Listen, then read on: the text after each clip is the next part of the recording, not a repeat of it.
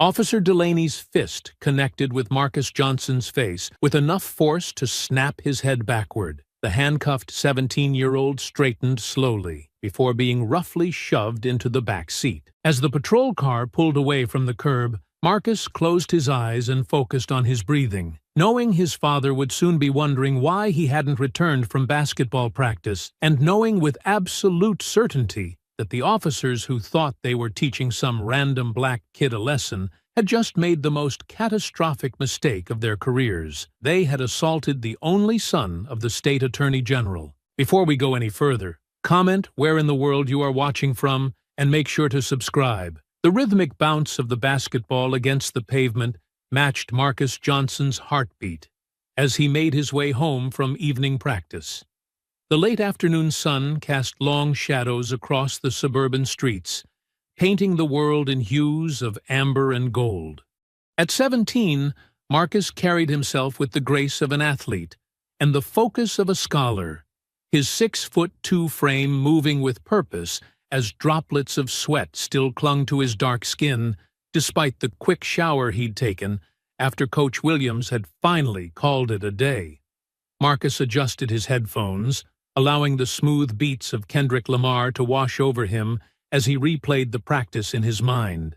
Coach had been particularly impressed with his three-point shooting today, suggesting he might start in Friday's game against Westside High. The thought brought a small smile to his face. Starting as a junior would look good on college applications, another achievement to add alongside his 3.9 GPA and volunteer work at the community center.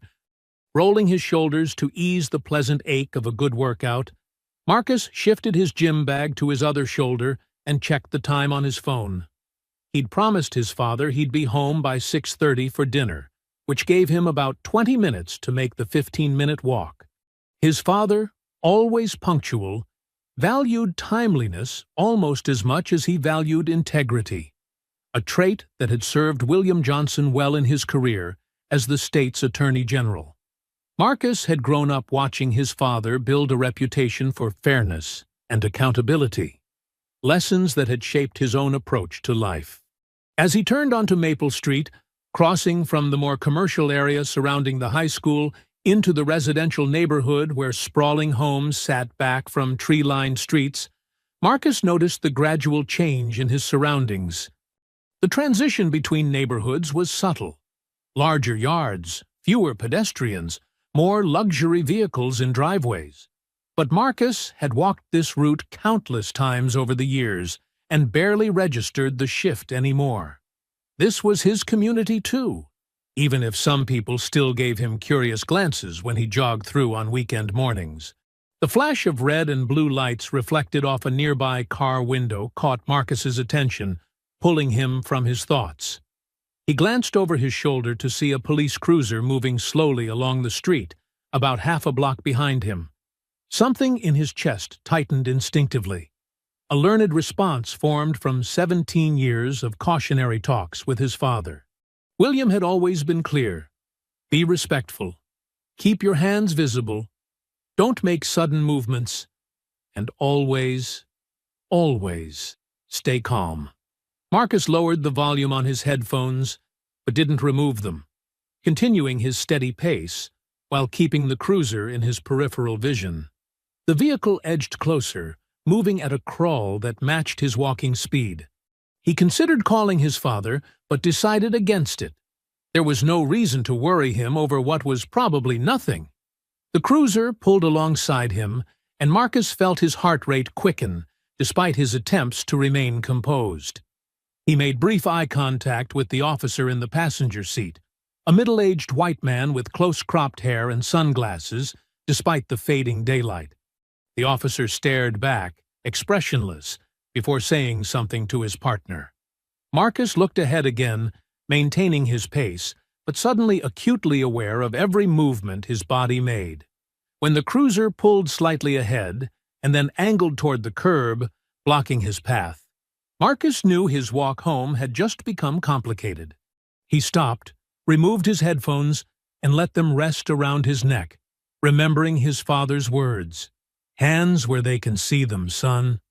Always. Two officers emerged from the vehicle, moving with the practiced coordination of longtime partners. The driver, a heavier-set man with a reddish complexion, approached with one hand resting casually on his holster. His nameplate read, Morrison.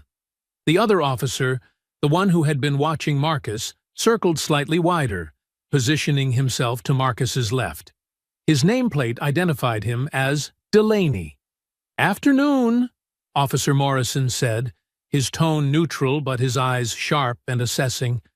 "Mind if we ask what you're doing in this neighborhood?" Marcus felt a familiar weight settle in his stomach, the burden of having to justify his presence in spaces where some believed he didn't belong. He kept his expression neutral, his voice steady and respectful when he replied, "Just walking home from basketball practice, sir. I live a few blocks from here." Officer Delaney moved closer, his gaze sweeping over Marcus's athletic build, taking in the gym bag, the headphones, the smartphone in his hand. "You got some ID on you?" Marcus shook his head slightly. "No, sir. I just came from practice and didn't bring my wallet. My house is just up on Oakwood Drive, about 3 blocks from here." The officers exchanged a glance that made Marcus's skin prickle with unease. He'd seen that look before. Skepticism, suspicion, disbelief, though rarely directed at him so openly. This wasn't the first time he'd been stopped, but something in the officer's demeanor told him this encounter was different. "No ID, huh?" Officer Morrison's voice hardened slightly. "That's convenient. And you expect us to believe you live in Oakwood Estates? Those are million-dollar homes, son." Marcus felt his throat tighten but kept his voice even. "Yes, sir. My father and I have lived there for about 6 years now. Number 347, the blue colonial with white trim." Officer Delaney moved a step closer, invading Marcus's personal space in a way that was clearly intentional. "What's your name?" "Marcus Johnson, sir." "And what's your father do that he can afford a place in Oakwood Estates, Marcus?" The emphasis on his name carried a note of disbelief that made Marcus's chest tighten further. "He works for the state government," Marcus answered, deliberately keeping his response vague. Experience had taught him that sometimes revealing his father's position created more problems than it solved, especially in situations like this where tension was already building. Officer Morrison snorted. "State government, huh? Custodian? Maintenance?" His tone made it clear what he thought of Marcus's answer. The sun had nearly set now, the golden light replaced by the harsh artificial glow of street lamps just beginning to flicker on. A car drove past, slowing slightly as the driver noticed the police cruiser and the confrontation unfolding on the sidewalk. Marcus felt exposed, aware that to passing eyes he might look like just another young black man in trouble with the law, rather than a student trying to get home for dinner. As the silence stretched between them, Marcus could feel the situation balancing on a knife's edge. He knew whatever happened next would depend largely on decisions beyond his control, a reality his father had prepared him for, but could never fully shield him from. He stood perfectly still, hands visible at his sides, waiting for what would come next, with the careful composure that had become second nature in a world where his every movement was subject to scrutiny and misinterpretation. Officer Morrison circled Marcus slowly, his boots scraping against the concrete with deliberate heaviness, while Officer Delaney maintained his position uncomfortably close to Marcus's face. The fading daylight cast harsh shadows across their features, transforming what should have been a routine interaction into something that felt increasingly predatory. Marcus fought to control his breathing, keeping his hands clearly visible at his sides, as his father had always instructed him to do. "You know what I think?" Officer Morrison said, coming to a stop directly behind Marcus. "I think we've got ourselves someone casing these houses, maybe looking for an open window or an empty home to break into." Marcus felt his heart hammering against his ribs, but kept his voice steady. "No, sir, that's not what's happening. I really do live in this neighborhood. If you'd like to escort me home, my father can verify everything." Officer Delaney scoffed, his breath hot against Marcus's face. "Listen to that. Escort me home, like we're some kind of chauffeur service." He reached out suddenly, grabbing Marcus's gym bag and yanking it from his shoulder. "What have you got in here, huh? Anything we should know about?" "Just my basketball uniform and some school books," Marcus replied, fighting every instinct that told him to reach for his property, as Officer Delaney unzipped the bag and roughly dug through its contents. The officer pulled out a calculus textbook, waving it mockingly. "Well, well, a real scholar here, Morrison."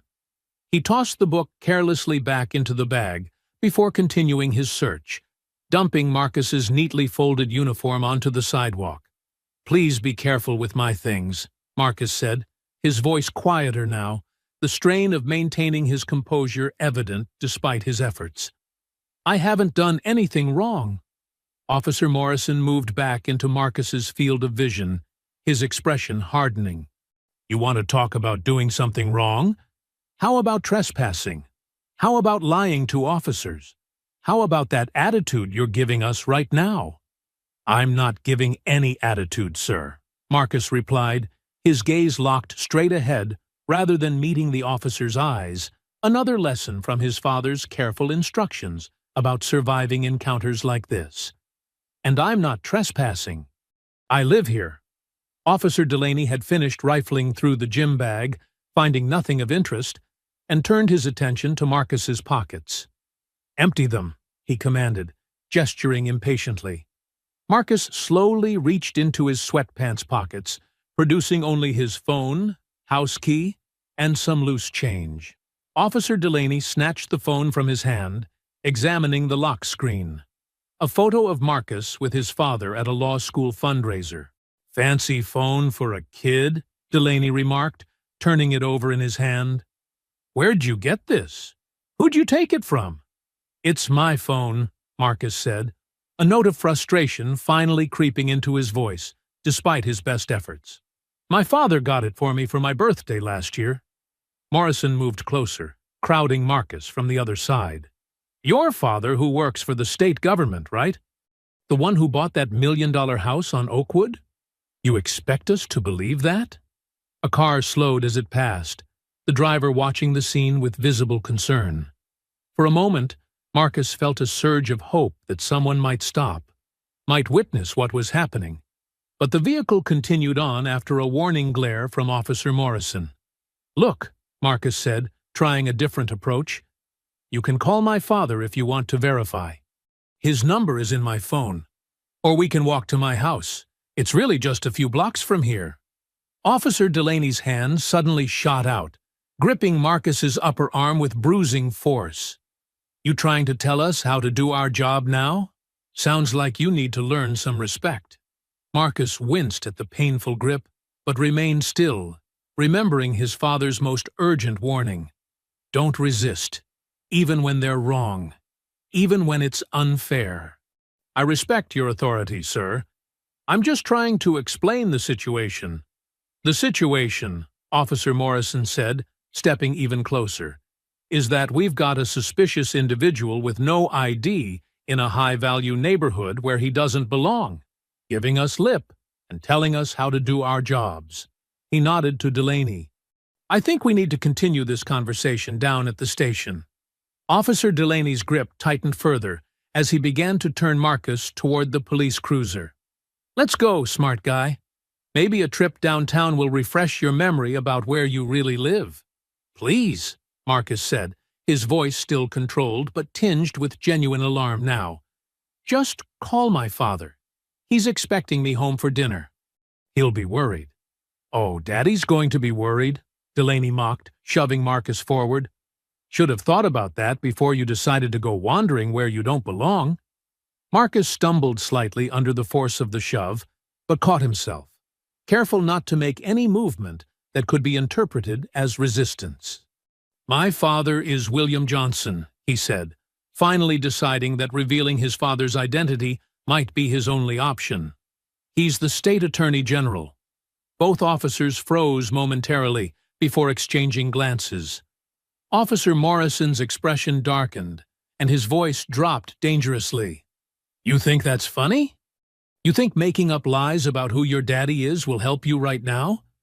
"I'm not lying," Marcus insisted, a cold dread spreading through him as he realized that the truth was only making his situation worse. "My father is William Johnson, the Attorney General. You can verify that if you—" The rest of his sentence was cut off as Officer Morrison suddenly grabbed the front of his shirt, slamming him back against the cruiser with enough force to knock the wind from his lungs. "That's enough of your smart mouth," he growled, his face inches from Marcus's. "One more word about being the Attorney General's son, and I'll add impersonating a public official to your charges." Marcus felt the cold metal of the car against his back, the officer's forearm now pressing against his chest, pinning him in place. The situation was spiraling beyond anything he'd prepared for, beyond what his father's careful instructions had covered. He could feel panic trying to claw its way up his throat, but forced himself to breathe, to think. "Hands on the vehicle," Officer Delaney commanded, spinning Marcus around roughly and kicking his feet apart. "You know the drill." And Marcus did know, though he'd never experienced it himself. The ritualized positioning of the body for a search, the vulnerability of the stance, the power dynamic it enforced. He spread his fingers against the cool metal of the police cruiser as Officer Delaney began patting him down with unnecessary roughness, all while Officer Morrison stood watch, hand resting on his holster.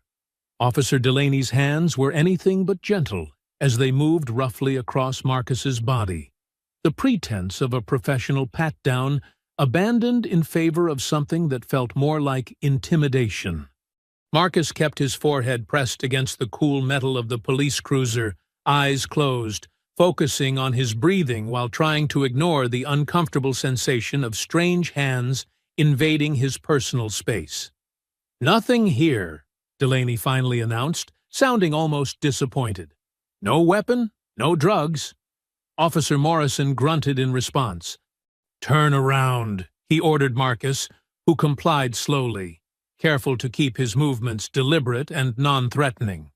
The officer's face was flushed with what seemed like a building anger, as though Marcus's lack of contraband was somehow a personal affront.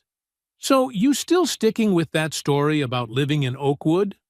About your daddy being the big-shot Attorney General?" "It's the truth," Marcus replied, keeping his voice level despite the churning in his stomach. "My father is William Johnson. We live at 347 Oakwood Drive.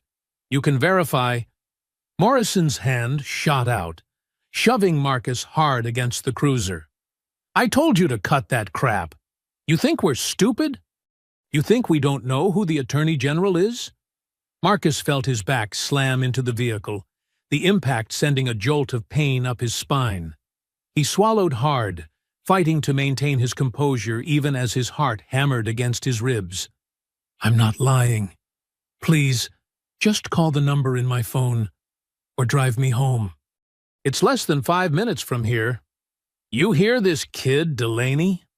Morrison turned to his partner with an exaggerated expression of disbelief. "Still running his mouth about living in Oakwood, like some baller or something." Delaney shook his head, a smirk playing at the corners of his mouth. "Yeah, and I'm the damn governor. Look, kid, drop the act. Tell us where you really live, where you really got that fancy phone from, and maybe we can work something out." "I've told you the truth," Marcus insisted, feeling a rare flash of frustration breaking through his carefully maintained calm. "This is my neighborhood. I'm just trying to get home." Morrison leaned in close, his breath hot against Marcus's face. "You calling us liars, boy? You think we don't know who belongs in this neighborhood and who doesn't?" The word boy hit Marcus like a physical blow, laden with centuries of history and degradation that he'd been taught about since he was old enough to understand. He bit the inside of his cheek, forcing back the words that threatened to spill out. "Nothing to say now?" Delaney taunted, circling around to flank him from the other side. Cat got your tongue? Marcus took a deep breath. I'd like to call my father, he said, his voice quieter now but steady. I have the right to make a phone call. Morrison's laugh was harsh and without humor. You watch too much TV, kid. You're not under arrest yet, so you don't get a phone call. Right now, you're just a suspicious person being questioned. And so far, all you've done is lie to officers and give us attitude. I haven't lied about anything, Marcus responded, his patience beginning to fray, despite his best efforts. He glanced at Morrison's badge number, trying to memorize it in the dim light. Officer Morrison, please just... So now you're staring at my badge? Morrison cut him off, voice rising. You planning to make a complaint? Is that your game? No, sir. I just... Hands behind your back, Morrison barked suddenly, reaching for his handcuffs. You're being detained for further questioning. Marcus felt a cold wave of dread wash over him. On what charge? He asked, even as he began to comply, knowing resistance would only make things worse. Suspicious activity, possible trespassing, and now interfering with an officer, Delaney answered, grabbing Marcus's arm and roughly pulling it behind his back. Plus, you got a real attitude problem. Marcus winced as the handcuffs bit into his wrists, tightened with deliberate excess. This is bullshit, he muttered under his breath, immediately regretting the lapse as Delaney's grip tightened painfully on his arm. What was that? Delaney demanded, his voice dangerously soft. You got something to say? Marcus shook his head slightly. No, sir. Nah, I heard you, Delaney continued, spinning Marcus around to face him. You said this is bullshit, didn't you? You think you can disrespect officers doing their job? I didn't mean... The rest of his sentence was cut off as Delaney's fist connected with his cheekbone, the force of the blow snapping Marcus's head to the side and sending him staggering back against the cruiser. Pain exploded across the side of his face, his vision momentarily blurring as he fought to stay upright. You need to learn some respect, Delaney growled, advancing on him again. Marcus raised his cuffed hands instinctively, a reflexive gesture of self-protection that Delaney interpreted as resistance. He's resisting, Delaney shouted, lunging forward and grabbing Marcus by the throat. I'm not, Marcus choked out, but his protest was lost as Morrison joined the fray, both officers now forcing him to the ground. Marcus felt his knees hit the pavement hard, then his shoulder as they pushed him down. Disoriented and in pain, he struggled to find a position that wouldn't leave him completely vulnerable, a movement the officers immediately seized upon. Stop resisting, Morrison yelled, loud enough for anyone nearby to hear, creating a narrative that bore no relation to reality. His knee pressed into Marcus's back, driving the air from his lungs while Delaney held his head against the rough concrete of the sidewalk. I'm not resisting, Marcus gasped, barely able to draw breath with Morrison's weight crushing him. He could feel warm wetness on his face, blood from where his cheek had been split open by Delaney's punch. Shut your mouth, Delaney hissed, pressing Marcus's face harder against the ground. You keep fighting, and it's gonna get a lot worse. The absurdity of the accusation, that he, handcuffed and pinned by two grown men, was somehow fighting them, might have been laughable in any other context. But here, with his face bleeding and his chest compressed to the point where each breath was a struggle, Marcus understood with terrifying clarity how situations like this ended for young men who looked like him. The memory of his father's voice cut through his panic. Stay alive. Nothing else matters. Just stay alive and come home. So Marcus forced himself to go limp beneath the officer's brutal restraint, surrendering completely despite every instinct screaming at him to protect himself. That's better, Morrison said after a moment, his voice revealing a sick satisfaction that made Marcus's stomach turn. Now, maybe you're ready to tell us the truth about who you are and what you're doing here. "My name is Marcus Johnson," he repeated, his words slurred slightly from the swelling already beginning around his mouth. "My father is William Johnson, the State Attorney General. We live at 347 Oakwood Drive." Morrison grabbed a handful of Marcus's hair, yanking his head back painfully. "You still sticking with that story? Even now?" "It's the truth," Marcus insisted, blinking blood from his eye where it had trickled down from the gash on his cheek. "Please, just take me home or call my father." The officers exchanged glances over his prone form, something passing between them that Marcus couldn't read. Then Morrison nodded, and they hauled him roughly to his feet. "All right, tough guy," Delaney said, shoving Marcus toward the cruiser. "You want to play it this way? Fine. Let's go downtown and sort this out." As they approached the vehicle, Marcus saw a woman walking her dog on the opposite side of the street, watching the scene with obvious concern. For a moment, their eyes met, and Marcus felt a flicker of hope. "Ma'am," he called out, his voice strained but carrying clearly across the street. "Could you please call William Johnson at the Attorney General's office? Tell him Marcus is being—" A hard blow to his kidney cut him off, driving the air from his lungs and making his knees buckle. "Shut your mouth," Morrison hissed, forcing Marcus's head down as he pushed him into the back seat of the cruiser. "Nobody's calling anybody." The door slammed shut with a finality that made Marcus's stomach drop. Through the window, he could see the woman still standing there uncertain, as the officers spoke to her briefly before returning to the vehicle. Whatever they had told her seemed to have worked.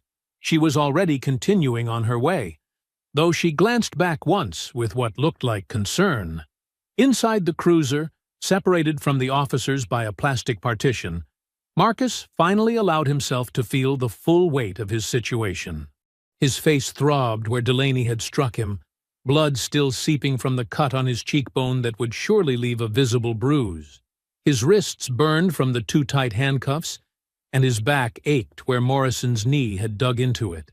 The reality of what was happening settled over him like a physical weight as he gingerly touched his face, wincing at the tenderness of what was already swelling into a significant bruise. He thought of his father waiting at home, dinner getting cold, growing increasingly concerned as the minutes ticked by without any word from his son. Part of him wanted to scream, to rage against the injustice of it all, but the pragmatic lessons his father had instilled in him kept him silent. This wasn't the place to fight back. As the engine started and the vehicle pulled away from the curb, Marcus closed his eyes and drew on the deep well of composure his father had helped him cultivate over years of carefully worded warnings and painfully honest conversations. "This isn't about fairness," his father had told him once. "It's about survival. You get through it, you come home, and then we fight back the right way." The cruiser accelerated down the quiet suburban street, taking Marcus further from his home with each passing moment. In the growing distance between where he was and where he should be, Marcus made himself a silent promise. He would survive this, and what these officers had done would not go unanswered. His father had taught him about justice as well as survival, and soon enough these officers would learn exactly what that meant. The ride to the police station passed in a blur of pain and mounting anxiety as Marcus sat silently in the back of the cruiser, the taste of copper filling his mouth where his lip had split. Through the partition, he could hear Officers Morrison and Delaney laughing, their casual banter a jarring contrast to the violence they'd just inflicted. His face throbbed where Delaney's fist had connected with his cheekbone, and he could feel the area swelling rapidly, his eye already beginning to narrow from the inflammation. "Bet he won't be running his mouth about being the AG's kid anymore," Morrison remarked, loud enough for Marcus to hear. "These neighborhood kids think having money means they can talk to officers any way they want. Rich or not, they all bleed the same," Delaney replied with a chuckle that made Marcus's skin crawl. "Though I gotta say, For a basketball player, he went down pretty easy. The cruiser pulled into the station parking lot, the building's stark fluorescent lighting spilling onto the pavement as they parked. Morrison opened the rear door and yanked Marcus out by his arm with unnecessary force, causing him to stumble as his feet hit the ground. "Let's go, hotshot," Morrison growled, pushing him toward the entrance. "Time to process you properly." The station's interior was brightly lit and bustling with activity despite the hour. Officers at desks, detainees in holding areas, phones ringing. Several heads turned as the officers marched Marcus through the main area, his handcuffed wrists and bloodied face drawing curious glances. Marcus kept his eyes forward, trying to project dignity despite his appearance, acutely aware that every person they passed was forming judgments based solely on what they saw. A young black man in custody, obviously having resisted arrest. "Got a live one here, Sarge," Delaney called out as they approached the processing desk. "Suspicious activity, trespassing, resisting arrest, and assaulting an officer." The desk sergeant, an older man with salt and pepper hair and deep lines etched around his mouth, looked up from his paperwork. His gaze moved from the officers to Marcus, lingering on the teenager's swollen face. "Assaulted an officer, did he?" he asked, his tone neutral but his eyes sharp. "Which one of you?" "Both of us," Morrison replied smoothly. "Kid went crazy when we questioned him about being in Oakwood Estates. Started claiming he lives there, that his daddy's the Attorney General.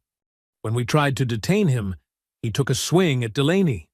The sergeant's eyebrows rose slightly as he took in Marcus's athletic but lean frame compared to the two burly officers. "That right?" he asked, his question directed at Marcus this time. Before Marcus could respond, Delaney's hand clamped down hard on his shoulder. "Don't waste your time, Sarge. Kid's been spinning tales all night." The sergeant held Marcus's gaze a moment longer, something unreadable in his expression, before returning his attention to the paperwork. "Name?" he asked, pen poised. "Marcus Johnson," Marcus answered, his voice steady, despite the dull throb of pain radiating from his face. "I live at 347 Oakwood Drive. My father is William Johnson, the state attorney general. I was walking home from basketball practice when these officers—" Delaney's grip tightened painfully on his shoulder.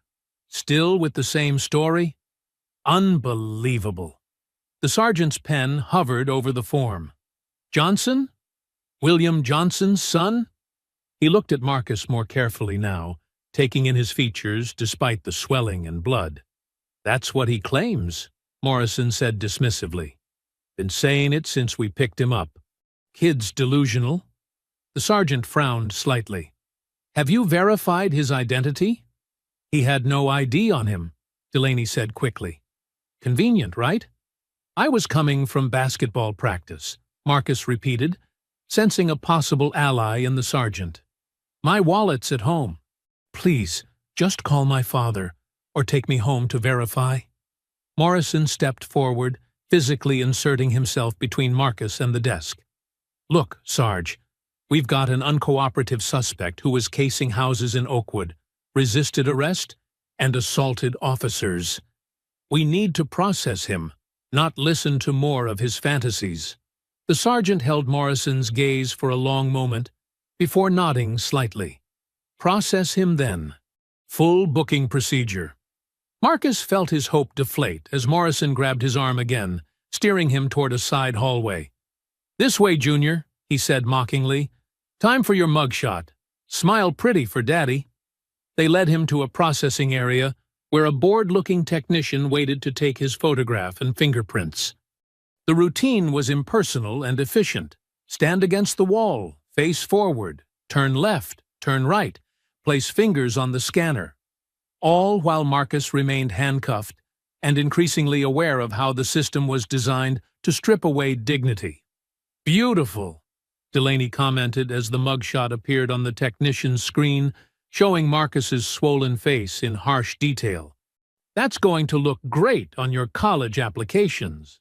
From the processing area, they moved to an interrogation room, a small windowless space with a metal table bolted to the floor and 3 uncomfortable-looking chairs. Morrison shoved Marcus roughly into one of the chairs before removing his handcuffs, only to immediately refasten one cuff to a metal loop on the table. "Wait here," he ordered unnecessarily. "We'll be back after we finish the paperwork." The door closed with a heavy thud, leaving Marcus alone in the sterile room. The overhead fluorescent light hummed incessantly, casting harsh shadows that accentuated the institutional bleakness. Marcus gingerly touched his face, wincing at the tenderness of his cheekbone. The skin had split where Delaney's knuckles had connected, leaving a laceration that had mostly stopped bleeding, but would likely need stitches. He tried to organize his thoughts, to plan what he would say when the officers returned, but fatigue and pain made focus difficult. What had started as a routine walk home from practice had spiraled into a nightmare that seemed to be getting worse by the minute. He thought of his father, who would surely be worried by now. Dinner would have gone cold. Calls to his cell phone would be going unanswered. How long before his father started making calls, activating the resources at his disposal to find his missing son? The door opened abruptly, startling Marcus from his thoughts as Officers Morrison and Delaney re-entered, accompanied by a third man in plain clothes, a detective, based on the badge clipped to his belt. The detective's eyes immediately went to Marcus's face, his expression hardening slightly before smoothing into professional neutrality. "So," the detective began, taking the seat across from Marcus, while the officers remained standing like sentinels on either side of the door. "I'm Detective Rivera. I understand we've had some trouble tonight." "Yes, sir," Marcus replied, straightening in his chair despite the discomfort. "These officers stopped me while I was walking home from basketball practice. When I explained who I was, and that I live in the neighborhood, they accused me of lying, handcuffed me, and assaulted me." He gestured toward his face with his free hand. This was from Officer Delaney's fist, not from any resistance on my part. Morrison stepped forward, his face flushing. "That's not how it happened, Detective. This kid was acting suspicious in Oakwood Estates. When we questioned him, he became belligerent, then physically resistant when we attempted to detain him." "I didn't resist," Marcus countered firmly. "I was complying with all instructions.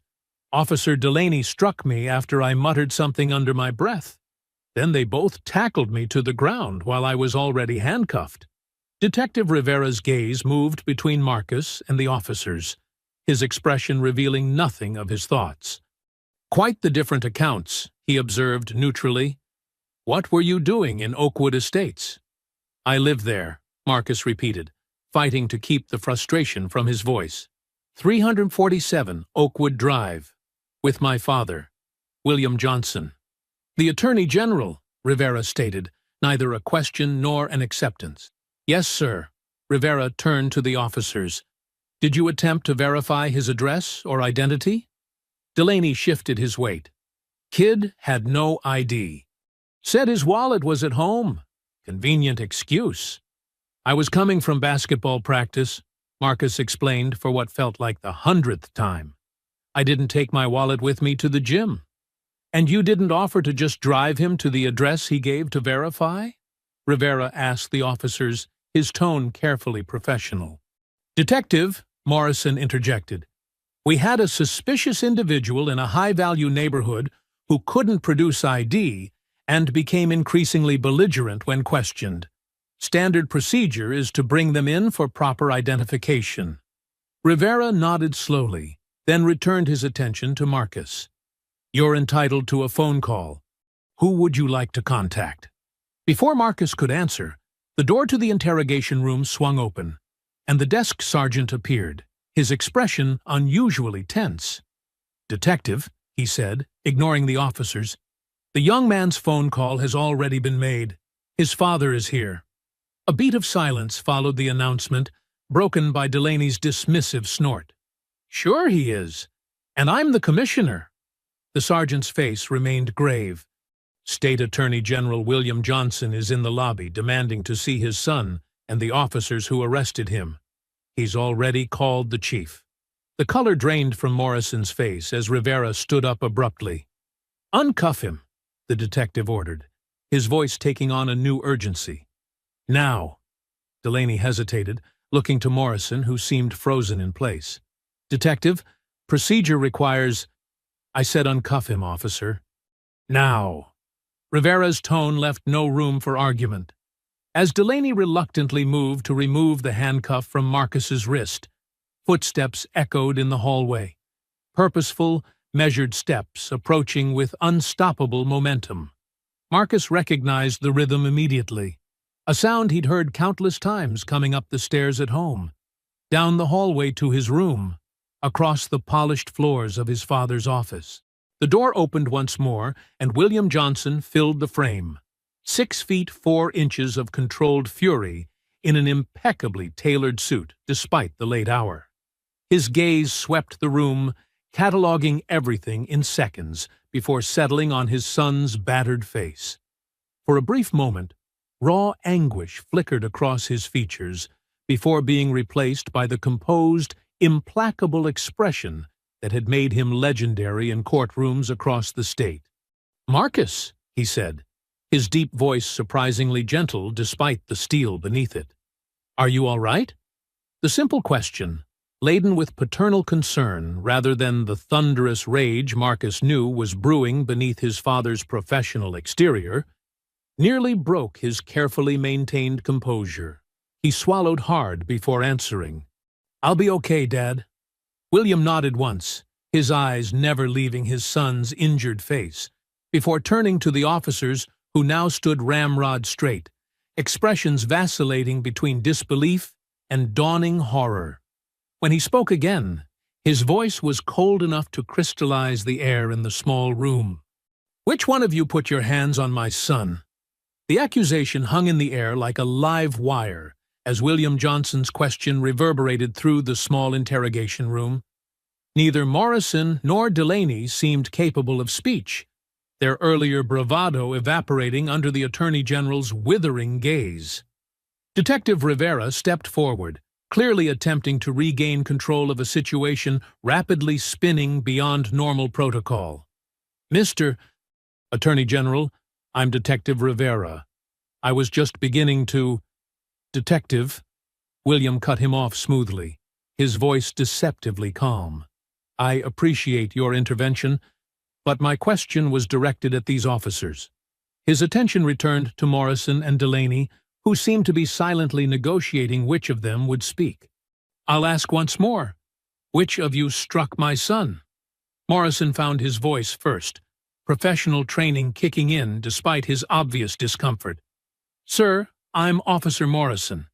This is Officer Delaney. There was an altercation during the arrest when your son resisted. My son has a split cheekbone and what appears to be a black eye forming." William interrupted, his words precise and measured. "That didn't happen during an altercation. That happened when one of you struck him with enough force to cause significant injury. Now, before I review the body cam footage that I've already requested be preserved, I'm giving you the opportunity to tell me directly." The mention of body cam footage sent a visible ripple of tension through both officers. Delaney's jaw tightened while Morrison's gaze darted briefly to his partner before returning to William. The situation escalated quickly. Morrison offered weakly. Any force used was necessary to— "Dad!" Marcus interjected, his voice cutting through the tension. "It was Officer Delaney who hit me in the face. Officer Morrison held me down afterward." William nodded once, his eyes never leaving the officers even as he addressed his son. "Thank you, Marcus." He turned to Detective Rivera. "I want my son released into my custody immediately. I want him examined by a doctor and his injuries documented.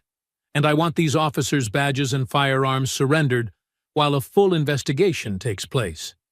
Rivera hesitated, caught between procedure and the unmistakable authority radiating from the state's top law enforcement official. "Sir, there are protocols." I'm aware of the protocols, Detective, William replied evenly. I helped write many of them. Right now, we have 2 officers who assaulted a minor, then filed false charges to cover their actions. This isn't a matter of protocol, it's a matter of law. A commotion in the hallway interrupted the standoff as more figures appeared in the doorway. The police chief, red-faced and disheveled as though he'd dressed in haste, accompanied by a woman in a sharp pantsuit whom Marcus recognized as his father's chief of staff, Diane Chen. William, the chief began, his tone conciliatory, yet strained. Let's move this discussion to my office. After my son receives medical attention, William countered, walking over to Marcus and gently helping him to his feet. And after these officers are removed from duty. He turned to the desk sergeant who still hovered in the doorway. Sergeant, please escort Officers Morrison and Delaney to surrender their badges and firearms. The sergeant looked to the chief, who after a moment's hesitation nodded grimly. Do it, he ordered, and call Internal Affairs. As the officers were led away, both glaring daggers at Marcus, William finally allowed himself to focus fully on his son, his eyes softening as he carefully examined the injury. Let's get you to the hospital, he said quietly, placing a protective arm around Marcus's shoulders. The drive to the emergency room passed in relative silence. William focused on navigating the late-night traffic, while occasionally glancing at Marcus, who sat with his head resting against the window, exhaustion finally catching up with him now that the immediate danger had passed. The adrenaline that had sustained him through the ordeal was fading, leaving behind a bone-deep weariness and pain that radiated from his face and the various places where the officers had manhandled him. I'm sorry, Dad, Marcus finally said, breaking the silence as they approached the hospital. William frowned, briefly taking his eyes off the road to look at his son. What on earth are you apologizing for? For not calling earlier? For not finding a way to avoid this whole situation? Marcus gestured vaguely at his injured face. You've always told me how to handle police encounters, and I still ended up. Marcus, William interrupted, his voice gentle but firm. You did exactly what you were supposed to do. You survived. Everything else can be addressed. The emergency room was surprisingly quiet for a weeknight, allowing them to be processed quickly once the staff recognized the Attorney General. A middle-aged doctor with kind eyes and a no-nonsense demeanor examined Marcus, cleaning the cut on his cheekbone and applying butterfly bandages after determining stitches weren't necessary. She documented each injury meticulously: the facial contusion, abrasions on his wrists from the handcuffs, bruising on his back and sides from being tackled and pinned to the ground. You're lucky the orbital bone wasn't fractured, she noted as she finished her examination. But you're going to have quite a shiner for a while. I'd recommend rest, ice for the swelling, and over-the-counter pain medication as needed. As the doctor completed her paperwork, William stepped outside briefly to make a series of phone calls, his voice echoing faintly from the hallway as he mobilized the full weight of his office. When he returned, his expression was composed but determined. The hospital administrator has agreed to expedite copies of your medical records, he informed Marcus. The chief has already placed both officers on administrative leave pending investigation, and I've called Michael to meet us at home to discuss legal options. Michael Torres, the family's longtime friend and one of the state's most formidable civil rights attorneys. The mention of his name confirmed for Marcus that his father wasn't simply looking to smooth over the incident, but was preparing for a comprehensive response. The drive home was punctuated by more phone calls, William's voice shifting between professional authority when speaking with law enforcement officials and paternal concern when updating his wife, who was waiting anxiously for their return. By the time they pulled into the driveway of their Oakwood Drive home, the very address the officers had refused to believe was Marcus's, it was nearly midnight. Marcus's mother, Catherine, a federal judge whose usual composure matched her husband's, gasped audibly when she saw her son's face under the bright light of the entryway. "Oh, Marcus," she whispered, gently embracing him before her gaze hardened with the same controlled fury he'd seen in his father's eyes at the police station. "They will answer for this," she stated, not a threat, but a simple declaration of fact. Michael Torres arrived shortly thereafter, his normally jovial demeanor replaced by the focused intensity that had won him landmark cases against police departments across the state. As the adults gathered in the living room, Marcus found himself recounting the events of the evening for the third time, describing each detail with a clarity that surprised even him. The officer's initial approach, their dismissal of his explanation, the escalating hostility, and finally, the violence. "They didn't believe you lived here?" Michael asked incredulously, shaking his head. "Even when you gave them the exact address?" "They didn't want to believe him," William corrected, his voice tight with controlled anger. "This wasn't about verification. It was about power. They saw a young black man in an affluent neighborhood and made assumptions. When Marcus challenged those assumptions by insisting on his right to be there, they responded with force." Catherine, who had been taking notes throughout Marcus's account, looked up from her legal pad. "What about witnesses? You mentioned a woman walking her dog." Marcus nodded. "She saw part of it. She was across the street when they pushed me into the police car. I called out to her, asked her to contact Dad, but the officers cut me off." "We'll find her," Michael assured them. "Between the body cam footage, your medical records, and witness statements, we'll build an airtight case." As the discussion continued, Marcus felt a strange disconnection, as though he were observing the scene from outside his body. This was hardly the first time his parents had discussed legal strategy in this room. It was an occupational hazard of being raised by a top prosecutor and a federal judge, but it was the first time he'd been at the center of such a discussion. The victim, the wronged party, the example. A memory surfaced, his father sitting him down at age 12 after Tamir Rice's death, explaining with painful honesty the realities of being black in America. "The world will not always see you as I do," William had told him, his voice heavy with the weight of generations of similar conversations. "They will not see your grades or your character or your potential. Some will see only your skin, and they will make judgments based on that alone. It isn't fair. It isn't right. But understanding this reality might one day save your life." 5 years later, that lesson had indeed potentially saved his life. The careful compliance, the controlled responses, the strategic decision about when to reveal his father's identity. Marcus had followed the playbook faithfully, yet still ended up bloodied and handcuffed in a police station. The injustice of it burned in his chest, even as exhaustion threatened to overwhelm him. "Marcus needs rest," Catherine finally said, noticing her son's drooping eyelids. "We can continue this tomorrow." William nodded in agreement, placing a gentle hand on Marcus's shoulder. "Go get some sleep, son. Your mother and I will handle things from here." As Marcus headed upstairs, moving carefully to avoid aggravating his various injuries, he could hear the conversation continuing below.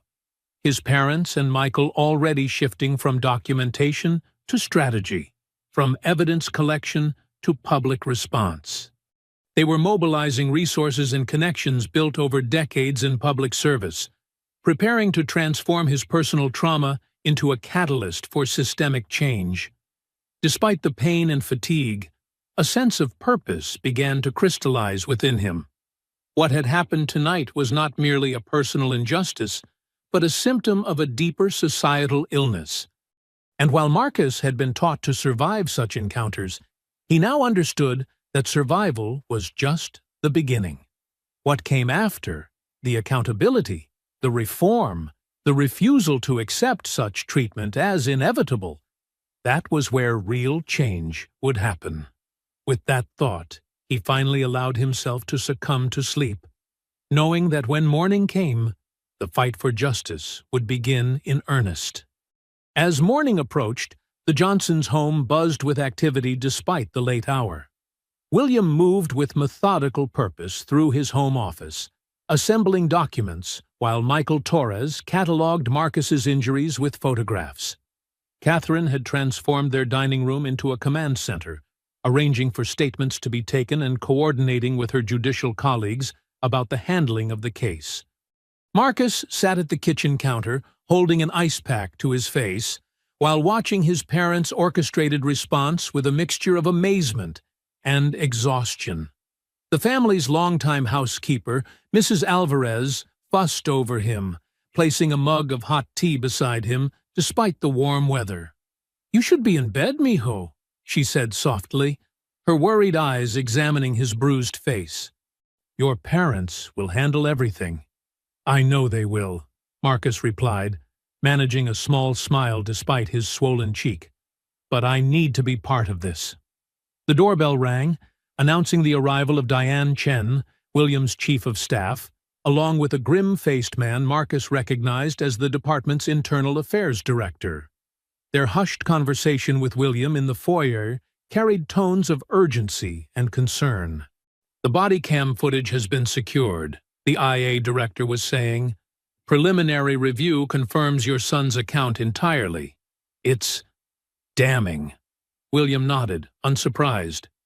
"I want formal charges prepared by noon. Assault on a minor, false imprisonment, filing false reports, civil rights violations, the complete list. No administrative leave with pay, no quiet resignation. These officers face the full consequences." The house phone rang, and Catherine answered in the other room, her voice shifting from personal to professional in an instant. "Yes, Governor. We appreciate your concern. Yes, Marcus is recovering. William is preparing a formal statement for this morning." Marcus hadn't fully processed how quickly his personal ordeal had transformed into a state-level incident until he heard his mother speaking with the governor. The machinery of justice, the very system his parents had dedicated their lives to upholding, was now mobilizing around him. William returned to the kitchen, his expression softening slightly as he looked at his son. "The officers are being called in right now," he informed Marcus. "They don't know yet what's coming. I want you to rest, but if you're feeling up to it, your statement to Internal Affairs would be valuable this morning." Marcus straightened, removing the ice pack from his face.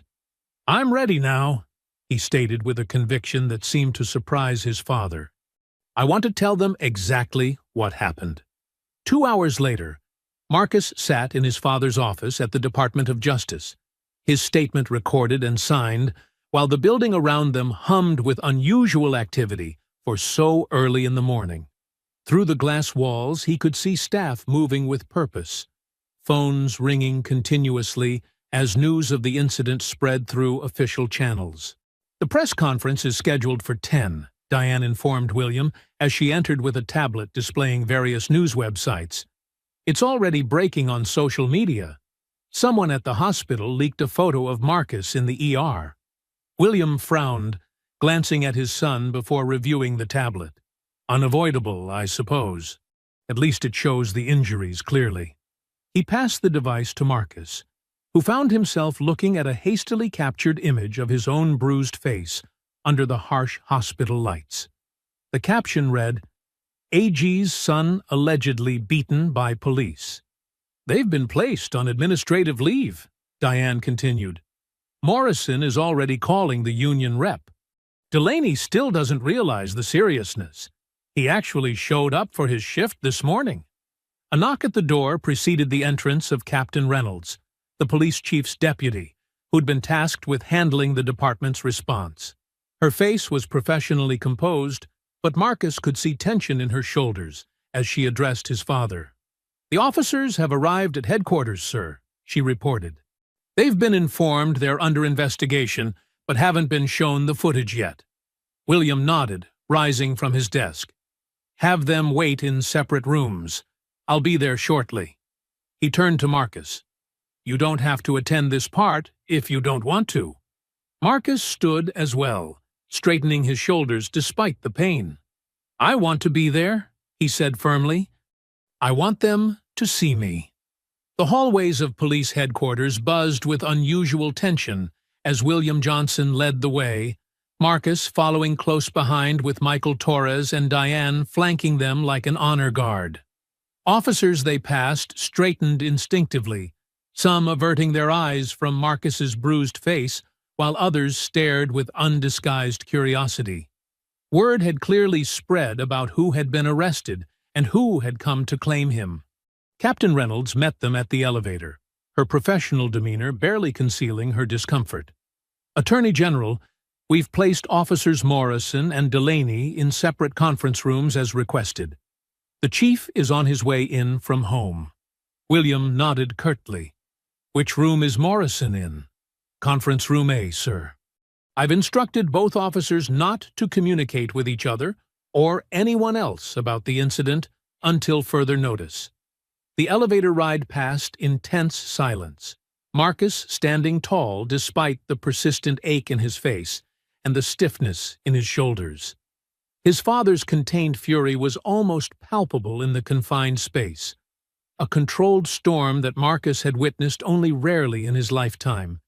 The doors opened onto an administrative floor, revealing a corridor lined with glass-walled conference rooms. Through one set of windows, Marcus could see Officer Morrison sitting alone at a table, nervously tapping his fingers. The man looked smaller somehow, stripped of the authority that had made him so intimidating the night before. When he glanced up and spotted Marcus standing beside his father, his face drained of color. "I'd like to speak with Officer Morrison first," William stated, his voice deceptively calm. "Marcus, you can wait with Diane if you prefer."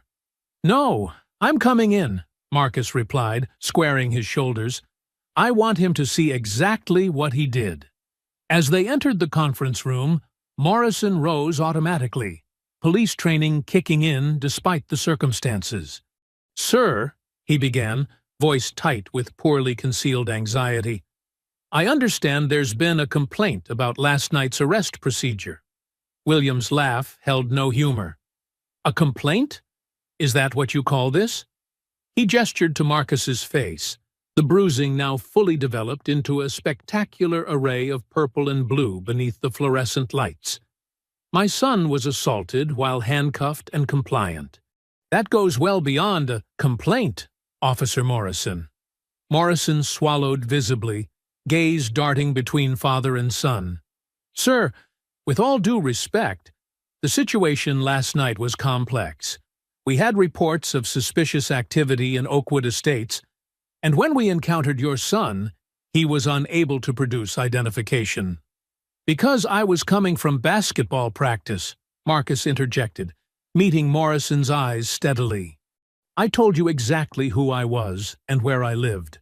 You chose not to believe me." Michael Torres stepped forward, placing a folder on the table. "Officer Morrison, we've already reviewed the body cam footage. It clearly shows that at no point did Marcus resist arrest or act aggressively toward either you or Officer Delaney. It also clearly shows your partner striking Marcus without provocation while he was handcuffed." Morrison's professional facade cracked slightly. "Attorney General, I want to be clear that I didn't personally strike your son. That was Officer Delaney's action, not mine." "But you didn't stop him," William observed coldly. "You then participated in tackling my handcuffed son to the ground, filing a false report claiming he resisted arrest, and processing charges you knew to be fraudulent." The officer's gaze dropped to the table. "I followed procedure for a suspect who—" "A suspect?" William interrupted, his voice rising for the first time. "He's a 17-year-old boy walking home from basketball practice, in his own neighborhood, to his own house. The address he gave you repeatedly was correct. At what point did your procedure require assaulting a minor?" Morrison had no answer, his earlier confidence evaporating under the Attorney General's withering scrutiny. Marcus watched the exchange with a strange detachment, as though observing a scene in which he was both central character and silent witness. The dynamic had shifted so completely. The officer who had towered over him with casual menace now reduced to stammering excuses under his father's questioning. "I want to know something," Marcus said suddenly, drawing both men's attention. "If I hadn't been the Attorney General's son, what would have happened to me?" The question hung in the air, its implications unavoidable. Morrison's gaze shifted uncomfortably before he answered with reluctant honesty. "You would have been processed for resisting arrest, possibly assault on an officer. With your clean record, probably probation, community service. For walking home," Marcus stated flatly. "For existing in my own neighborhood." William placed a hand on his son's shoulder, the gesture both protective and proud. "Officer Morrison, you and Officer Delaney are being placed on administrative leave, effective immediately pending criminal investigation.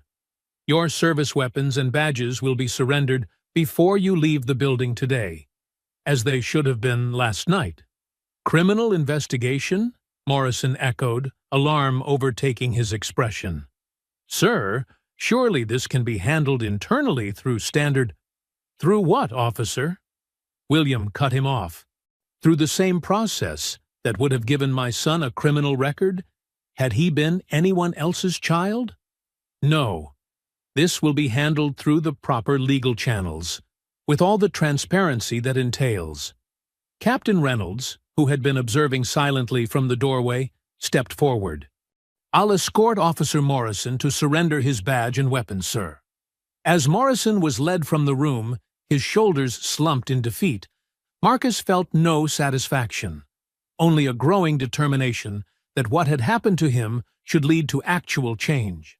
What troubled him most wasn't the personal injustice, painful as it was, but the casual certainty with which Morrison had acknowledged what would have happened to any other young man in his position. "Are you all right?" William asked quietly when they were alone.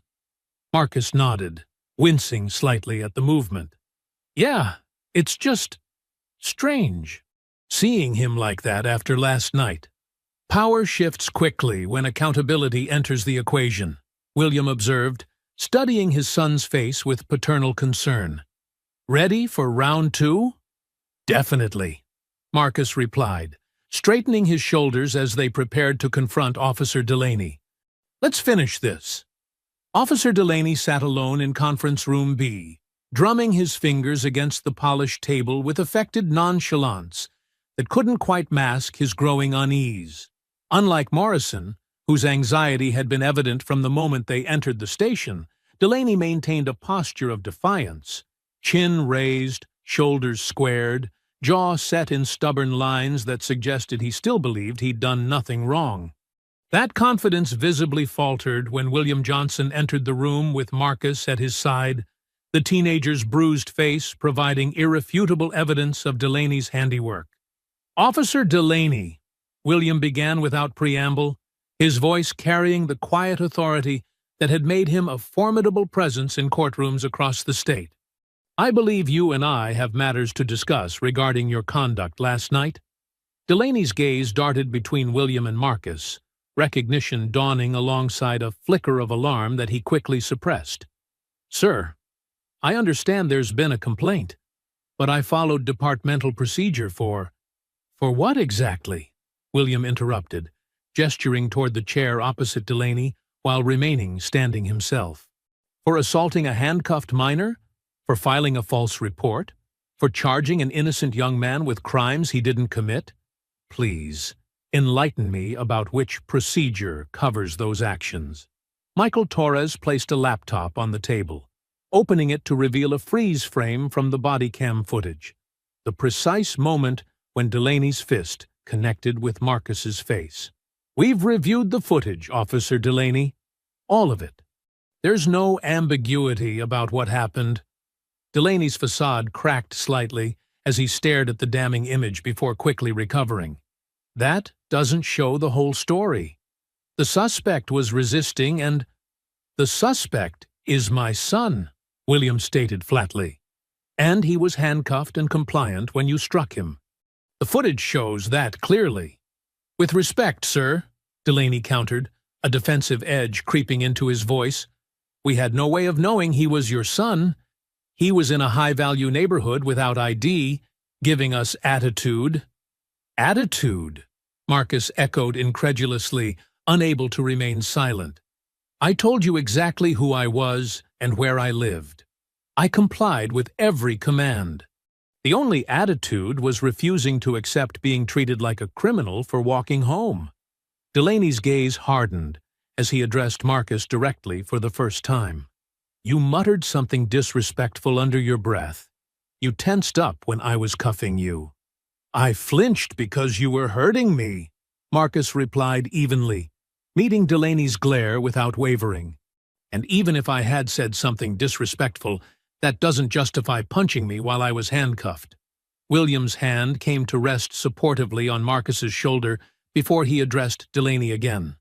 "Officer, the body cam footage shows you striking my son with enough force to nearly fracture his orbital bone. It shows you and Officer Morrison tackling him to the ground while he was already restrained. It shows you filing a report claiming he assaulted you when no such thing occurred." His voice remained measured, but the cold fury beneath it was unmistakable. "These aren't matters of perception or interpretation. They're documented facts." Something in Delaney seemed to snap as the reality of his situation finally penetrated his defenses. "Look," he said, leaning forward with an air of confidential urgency, "maybe things got a little out of hand last night, but this happens all the time. Kids giving us lip, claiming they live in neighborhoods where they don't belong. 99% of the time, we're right to be suspicious." "And that justifies assault in your mind?" William asked quietly. "That makes it acceptable to inflict physical harm on a handcuffed teenager because you didn't believe where he lived." Delaney's expression hardened again. "With all due respect, sir, you don't know what it's like out there. We make split-second decisions to protect these communities. Sometimes things get physical. That's the reality of police work." "I'm very familiar with the realities of police work, Officer Delaney," William replied, his tone cooling several degrees. "Just as I'm familiar with your service record. 3 excessive force complaints in the past 2 years, all involving young black men, all dismissed during internal review." The color drained from Delaney's face. "You've been looking into my record?" "I am the Attorney General," William reminded him simply. "And yes, I've reviewed both your record and Officer Morrison's. What I found suggests a pattern, not an isolated incident." Captain Reynolds, who had returned after escorting Morrison to surrender his badge and weapon, stepped forward from her position by the door. "Officer Delaney, you are being placed on administrative leave, effective immediately pending criminal investigation. You will surrender your badge and service weapon before leaving the building." "Criminal investigation," Delaney repeated, his voice rising with indignation. "For doing my job? This is—" "Your job does not include assaulting minors," William interrupted, his patience visibly thinning.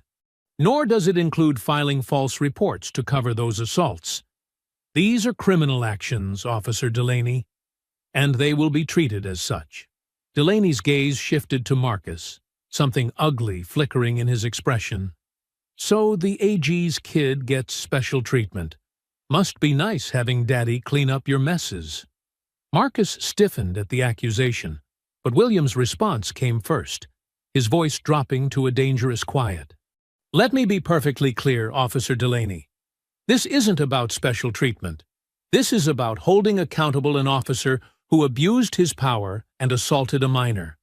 The fact that the minor happens to be my son means I have the resources and position to ensure that accountability happens swiftly and transparently. But make no mistake, this would be happening regardless." He leaned forward slightly, his imposing height combined with the authority of his office, creating a presence that seemed to fill the room. "And if you believe for one moment that I wouldn't pursue the same justice for any other young man subjected to similar treatment. You fundamentally misunderstand both my office and my character." The silence that followed was broken only when Captain Reynolds stepped forward again. "Officer Delaney, please come with me to surrender your badge and weapon." For a moment, it seemed Delaney might refuse.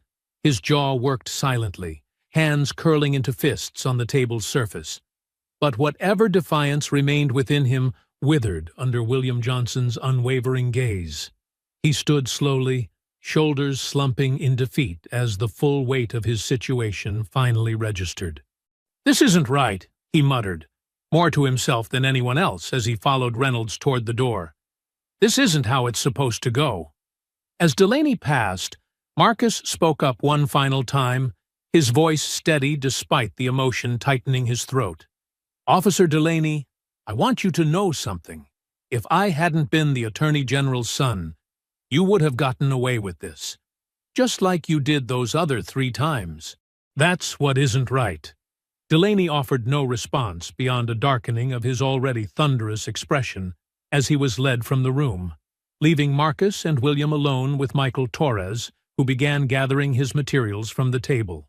"That went about as expected," Michael observed grimly. "Neither of them sees the fundamental problem with their actions. In their minds, the only mistake was choosing the wrong target." William nodded, his professional demeanor softening slightly now that the confrontations were complete. "Marcus, how are you holding up? We can head home if you need to rest." "I'm okay," Marcus assured him, though fatigue was beginning to weigh heavily on his shoulders. "What happens next?" William checked his watch before answering. "The chief should be arriving shortly. I want to review the next steps of the investigation with him personally. Then we need to prepare for the press conference at noon." "Press conference?" Marcus echoed, suddenly remembering that his father's position meant this incident wouldn't remain private for long. "Yes," William confirmed, his expression softening further as he regarded his son. "This isn't just about what happened to you, Marcus. It's about ensuring it doesn't happen to others. That means making it public, making it matter." He paused, studying Marcus's bruised face. "But you don't have to participate if you don't want to. Your privacy. I want to be there," Marcus interrupted with quiet determination. "People need to see what happened. They need to know." William nodded, pride briefly overtaking the anger and concern that had dominated his expression since arriving at the station. "All right, then let's make sure they do." As they exited the conference room, the administrative floor had taken on the charged atmosphere of crisis management. Officers moved with heightened urgency, phones rang constantly, and whispered conversations halted abruptly as the Attorney General and his son passed. Through the glass walls of the chief's office, Marcus could see Captain Reynolds already briefing the newly arrived police chief, whose grave expression suggested he understood the severity of the situation. What had begun as a routine walk home from basketball practice had transformed overnight into something far larger, a potential inflection point in the ongoing struggle for accountability and justice. As Marcus followed his father toward the next confrontation, he felt the weight of that responsibility settling on his young shoulders alongside the lingering pain of his injuries. This wasn't just about him anymore. It was about all the others who didn't have an Attorney General for a father, who didn't have the power to make their voices heard. For them, Marcus would stand tall and let his bruised face tell the story that so many others had been unable to share.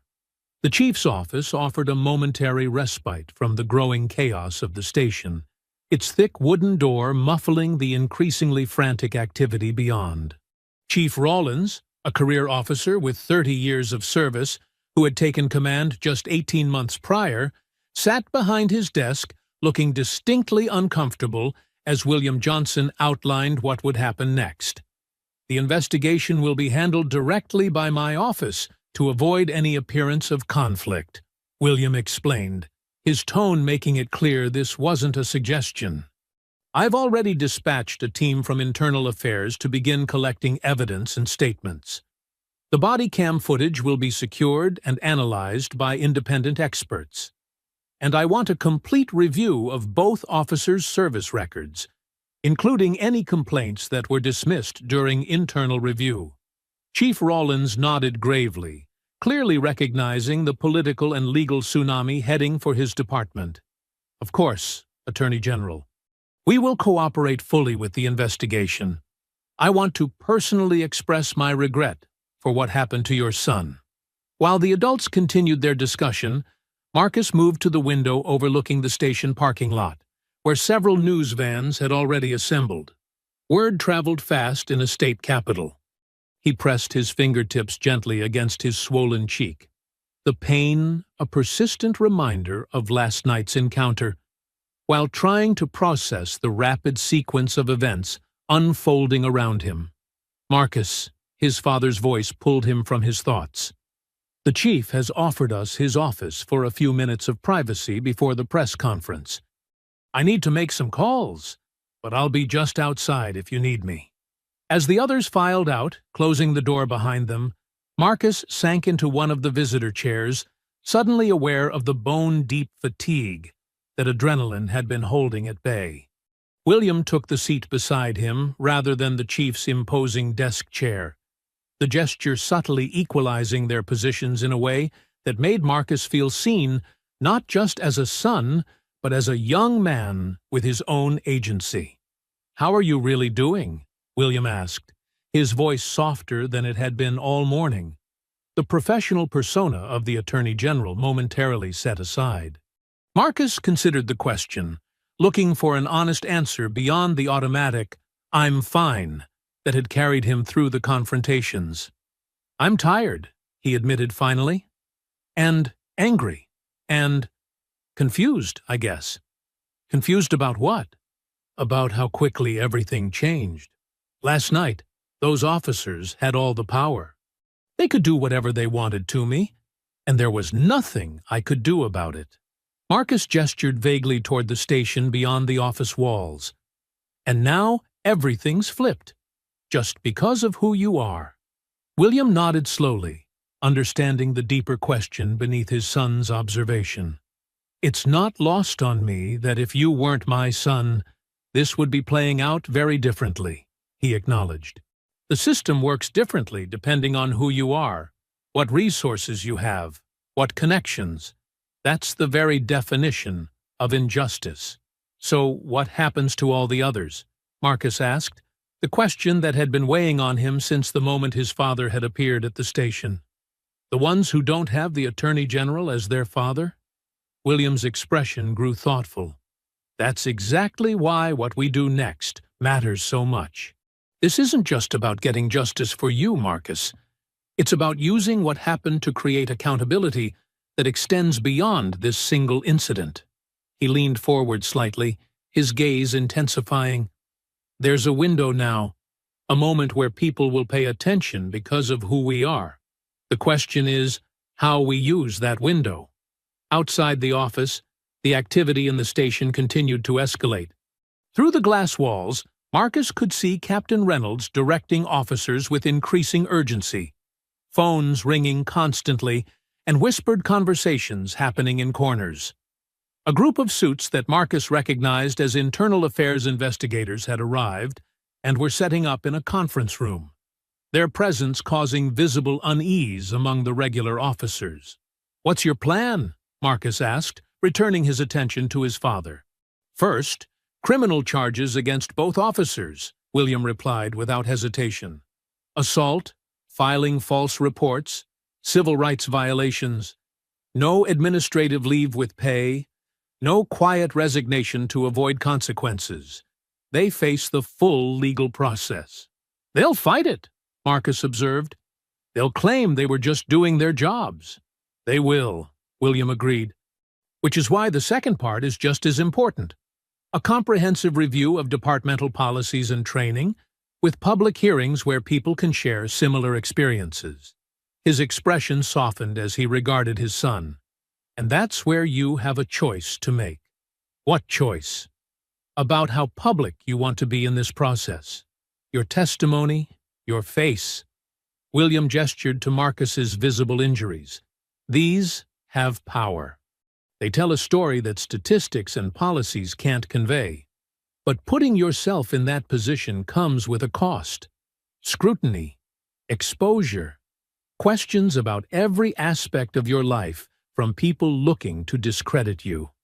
Marcus considered this, understanding the weight of the decision.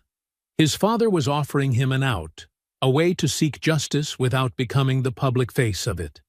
The easier path would be to let the legal process unfold from the background, to return to school and basketball and the normal life of a 17-year-old. But the memory of Officer Delaney's words echoed in his mind. So, the AG's kid gets special treatment. The accusation had stung precisely because it contained a kernel of truth. His father's position meant justice for him. But what about all the others who had faced similar or worse treatment, with no recourse? I want to speak, Marcus decided, his voice growing more certain with each word. At the press conference, at the hearings, wherever it will help. People need to see what happened. Pride flickered across William's face, though concern lingered in his eyes. Are you sure? Once we take this public, there's no going back. The media, the defense attorneys for the officers, they'll come at you hard. I'm sure, Marcus confirmed, straightening in his chair despite his fatigue. You always taught me that having privilege means using it to help others. This is how I can do that. William nodded, reaching out to place a hand on his son's shoulder. Then we'll do this together. But remember, you set the boundaries. If it gets to be too much, you tell me, and we'll adjust. A knock at the door interrupted their conversation as Diane Chen, William's chief of staff, entered with an air of controlled urgency. Sir, the press conference is set for noon. We've got all major networks confirmed, and the governor called again. He's supportive, but wants to be briefed before you speak. She glanced at Marcus, her professional demeanor softening slightly. How are you holding up, Marcus? I'm okay, he assured her, the response becoming more automatic with each repetition. The body cam footage has been downloaded to a secure server, Diane continued, turning back to William. Michael thinks we should show selected portions at the press conference, with your approval. William considered this before looking to Marcus. That's your call. It's your experience they captured. Marcus didn't hesitate. Show it. All of it. People need to see exactly what happened. As Diane nodded and made notes on her tablet, another knock came at the door. Captain Reynolds entered, her expression grave. Attorney General, the chief asked me to inform you that Officers Morrison and Delaney have retained counsel. The police union representative is also requesting to speak with you before the press conference. Tell them I'll meet with them afterward, William replied firmly. This isn't negotiable, Captain. Reynolds nodded, clearly relieved not to be caught in the middle of what was rapidly developing into a departmental crisis. Yes, sir. Also, the investigation team has requested the officers' complete service records, including all civilian complaints. Good, William stated, rising from his chair. Make sure they get everything. No redactions, no conveniently missing files. As Reynolds departed, Marcus stood as well, wincing slightly at the stiffness in his muscles from the night spent in the holding cell. The clock on the wall showed just over an hour until the press conference. An hour until his private trauma would become public record. His bruised face a symbol of something much larger than one teenager's encounter with two officers. Ready? William asked, studying his son's face with paternal concern. Marcus nodded, drawing himself up to his full height, despite the fatigue and pain. Ready? Together, they stepped out of the chief's office into the storm that awaited. Father and son united not just by blood, but by a shared commitment to ensuring that what had happened the night before would have consequences that extended far beyond their family. The press room at police headquarters was filled beyond capacity when they arrived, Reporters from local and national outlets packed shoulder to shoulder, cameras and microphones at the ready. A murmur rippled through the crowd as William entered with Marcus at his side, the teenager's bruised face drawing every eye in the room. William stepped to the podium, the familiar posture of the state's chief law enforcement officer in full professional mode, while Marcus stood slightly to the side, back straight despite his fatigue.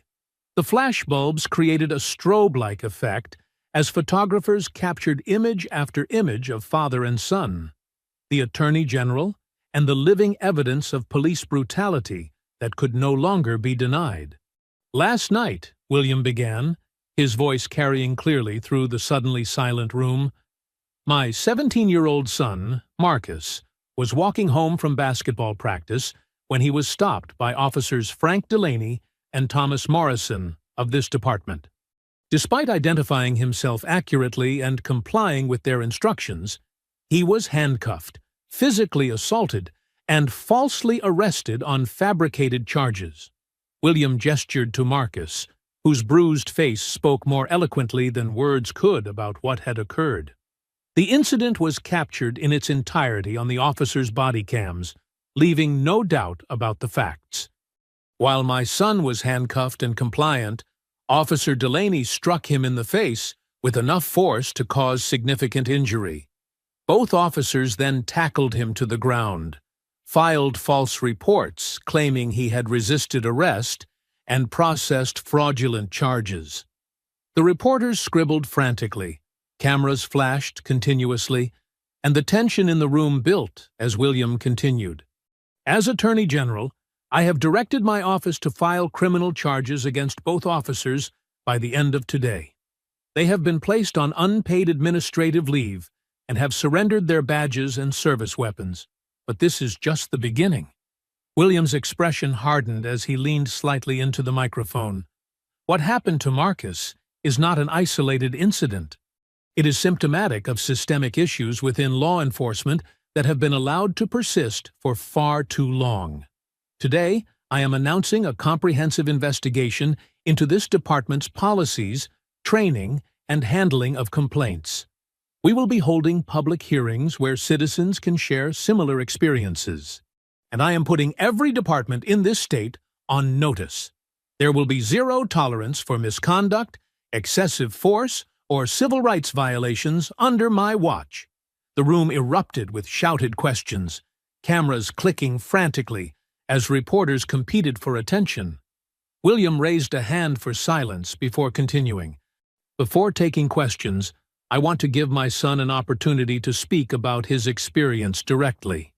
He stepped back from the podium, placing a supportive hand on Marcus's shoulder as the teenager moved forward. The room fell quiet again, the assembled press corps seemingly holding their collective breath as Marcus faced them. Despite his youth and the visible evidence of trauma on his face, he carried himself with remarkable composure as he looked out over the sea of eager journalists. "Last night," Marcus began, his voice steady despite his racing heart, "I was walking home from basketball practice when two police officers stopped me. I told them who I was and where I lived. I complied with every instruction they gave me. I kept my hands visible. I didn't resist." He touched his bruised cheek gently. "This happened anyway." The simplicity of the statement hung in the air, powerful in its unadorned truth. Marcus continued after a brief pause. "I'm standing here today because my father is the Attorney General. That means I have resources and support that many others don't have. But what happened to me happens to people across this state and this country every day. The only difference is that most of them don't have someone with power to make others listen." His voice grew stronger, more certain with each word. "So I'm asking you to listen now, not just to my story, but to all the stories that haven't been told, because the people who experienced them didn't have an Attorney General for a father. What happened to me was wrong. What happens to others like me is wrong. And it needs to stop."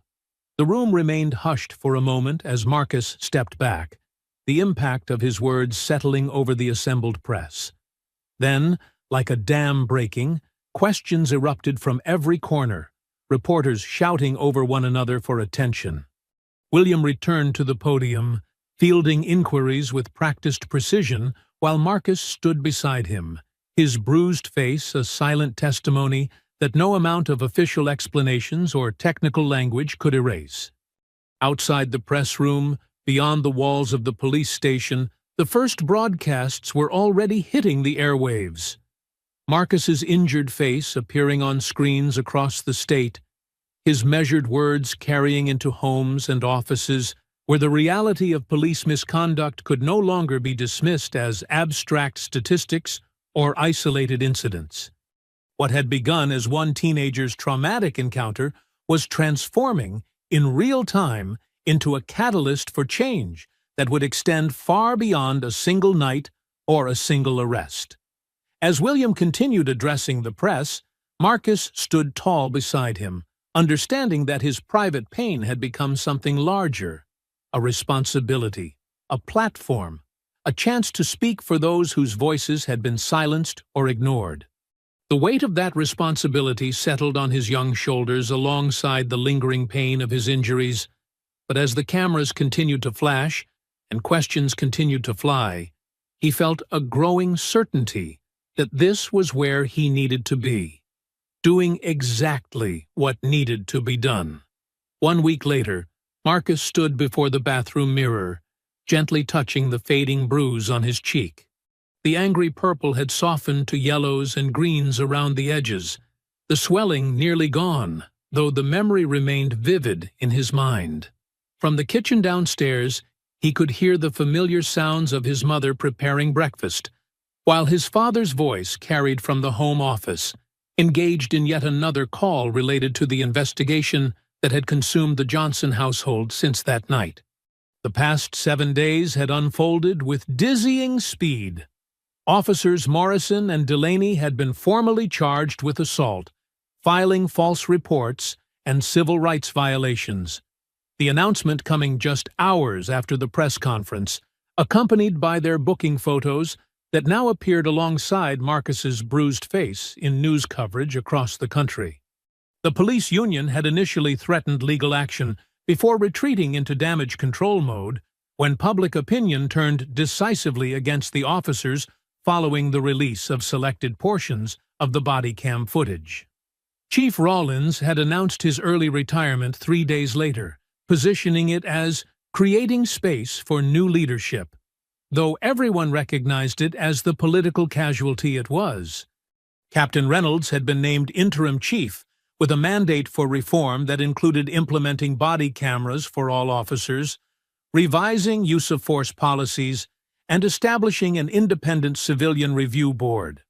Marcus descended the stairs slowly, each step a conscious choice to move forward despite the lingering physical and emotional aftermath of the encounter. In the kitchen, his mother looked up from the stove with a warm smile that couldn't quite mask the protective concern that had characterized her interactions with him since that night. "How are you feeling this morning?" Catherine asked, sliding a plate of pancakes onto the counter. "Better," Marcus replied, the answer more truthful than it had been in previous days. "The soreness is mostly gone." His father entered the kitchen, ending a call with a terse, "Keep me updated," before pocketing his phone and joining them. William's expression brightened slightly as he regarded his son. "Ready for today?" Marcus nodded, though uncertainty flickered briefly across his features. Today marked his return to school after a week's absence, a return that would be complicated by his newfound visibility as both victim and symbol. His face had been on every news channel, his words quoted in newspapers and shared across social media. What had been a private trauma had become a public narrative that extended far beyond his control. "You don't have to do this interview tonight if you're not ready," Catherine reminded him, referring to the national news program that had requested an exclusive with the Johnson family. "No one would blame you for wanting more time." Marcus shook his head slightly. "The longer we wait, the easier it becomes for people to forget or move on. We need to keep the pressure on while people are still paying attention. William studied his son with a mixture of pride and concern. You've taken on a lot for someone your age. It's okay to set boundaries, to take space for yourself in all of this. I know, Marcus acknowledged, the maturity in his voice belying his 17 years. But every time I think about stepping back, I remember what you always taught me, that having privilege means using it to help others. This is how I can do that right now. The drive to school passed mostly in silence, both father and son lost in their own thoughts. As they approached the campus, Marcus could see the news van parked across the street, despite the school administration's efforts to keep media at bay. Several students lingered near the entrance, their curious gazes following William's car as it pulled into the drop-off zone. "I'll pick you up after practice," William said, as Marcus gathered his backpack. "Call me if you need anything before then." Marcus nodded, steeling himself for what awaited beyond the car door. "I will."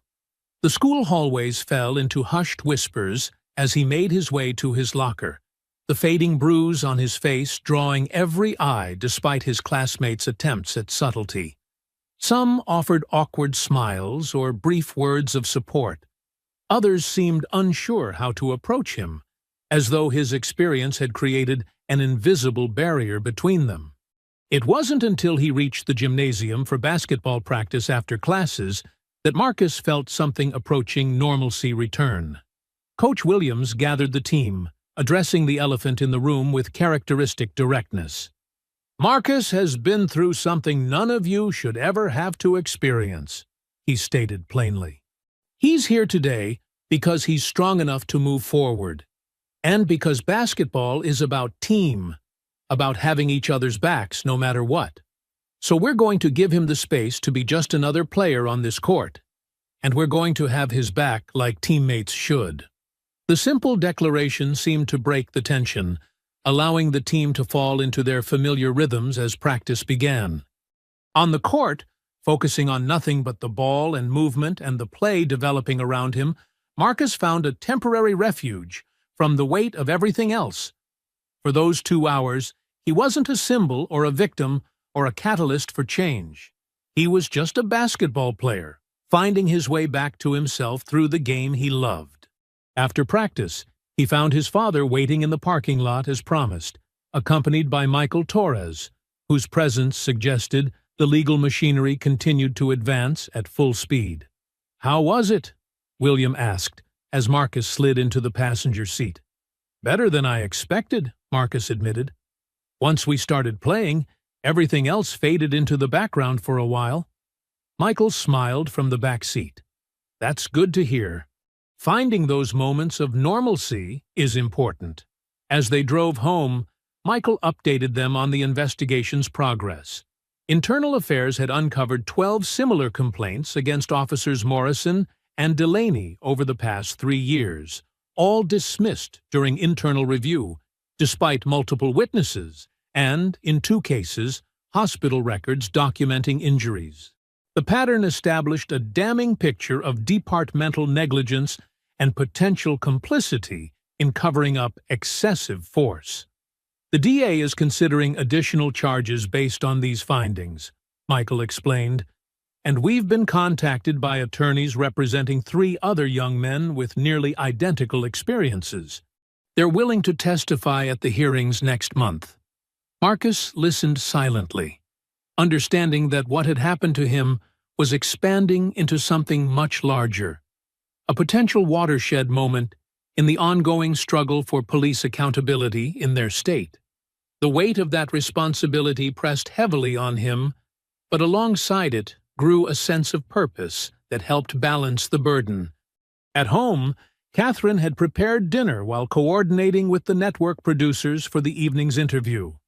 The dining room had been rearranged to accommodate cameras and lighting, transforming their private space into a temporary studio. As the technical crew made final adjustments, the family gathered in the kitchen, a moment of quiet before stepping back into the public eye. "Remember," William advised, his hand resting supportively on Marcus's shoulder. You only share what you're comfortable sharing. If a question feels too personal or you need a break, just say so. Marcus nodded, drawing a deep breath to center himself. I'm ready. The interview unfolded with professional smoothness, the veteran anchor guiding them through their account of that night and its aftermath. Marcus spoke with the same measured dignity he had displayed at the press conference, neither downplaying the trauma of his experience nor allowing it to define him entirely. Many people have called you courageous for speaking out, the anchor observed toward the end of the segment. How do you see your role in this unfolding conversation about police reform? Marcus considered the question carefully before answering. I don't think of it as courage so much as responsibility. What happened to me happens to others who don't have the resources or platform I have. If speaking about my experience helps create change that prevents this from happening to someone else, then that's what I need to do. And you, Attorney General, the anchor continued, turning to William. How do you balance your role as the state's chief law enforcement officer with being the father of a young man who experienced police brutality firsthand? William's expression remained composed, though his eyes betrayed the emotion beneath. There's no contradiction between those roles. As Attorney General, my job is to uphold the law and ensure justice for all citizens. As a father, my job is to protect my son and teach him to stand up for what's right. In this situation, those responsibilities align perfectly. What happened to Marcus was wrong, both legally and morally. Addressing that wrong serves both justice and my son. After the cameras had been packed away and the crew had departed, the family settled in the living room, the familiar space reclaimed from its temporary conversion to a television studio. The emotional toll of the day's events, returning to school, basketball practice, the interview, finally caught up with Marcus as he sank into the couch beside his father. You did well today, William said quietly. Better than well. I'm proud of you. Marcus nodded, fatigue evident in the slump of his shoulders. Do you think it will make a difference? All of this? William considered the question with the thoughtfulness it deserved. Yes, he answered finally. Not as much as it should, perhaps. Not as quickly as we'd hope. Systems resist change, especially when that change threatens established power. But what happened to you, and our response to it, has created a moment where real reform is possible.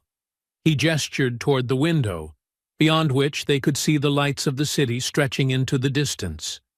Out there right now, there are police officers thinking twice about how they interact with young men who look like you. There are department heads reviewing their policies. There are lawmakers considering legislation. And most importantly, there are young people who see that standing up and speaking out can actually lead to consequences for those who abuse their power. Catherine joined them, sitting on Marcus's other side and taking his hand in hers. Change happens in moments like these, when something that's been invisible to many becomes impossible to ignore. Your voice helped make that happen. Marcus absorbed their words, finding comfort in the sense of purpose they offered. The bruise on his face would fade completely in time, but the impact of what had occurred would extend far beyond his personal experience.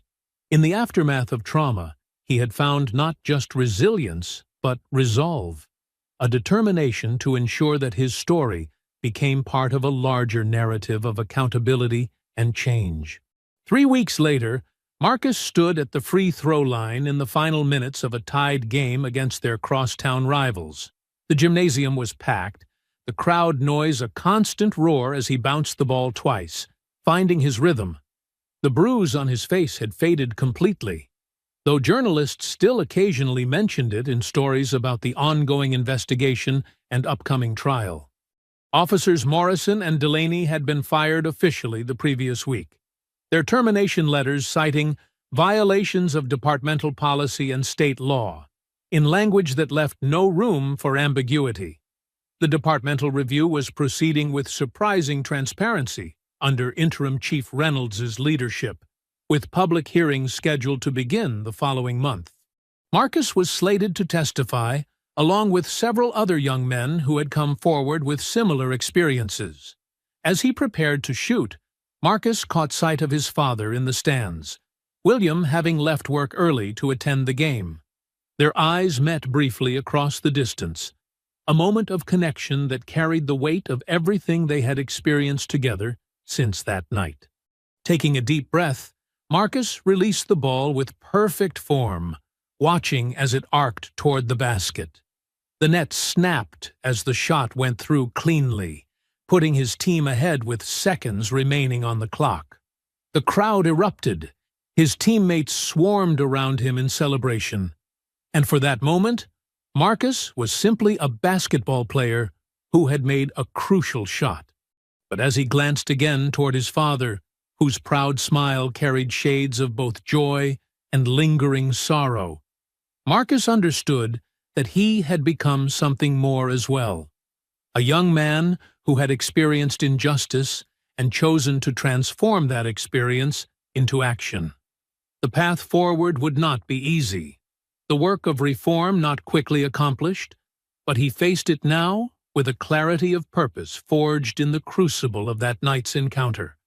Justice, he had learned, was not simply served.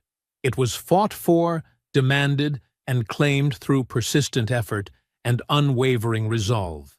And in that ongoing struggle he had found not just his voice, but his place in a movement larger than himself. A movement that would continue long after his own story had faded from the headlines.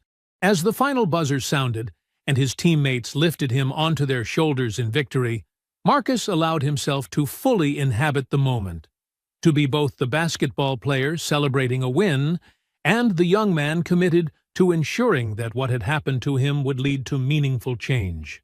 In that balanced identity, he found a way forward that honored both who he had been before that night and who he had become in its aftermath.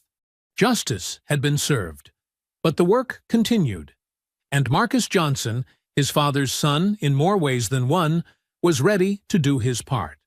I hope you enjoyed that story. Please share it with your friends and subscribe so that you do not miss out on the next one. In the meantime, I have handpicked 2 stories for you that I think you will enjoy. Have a great day.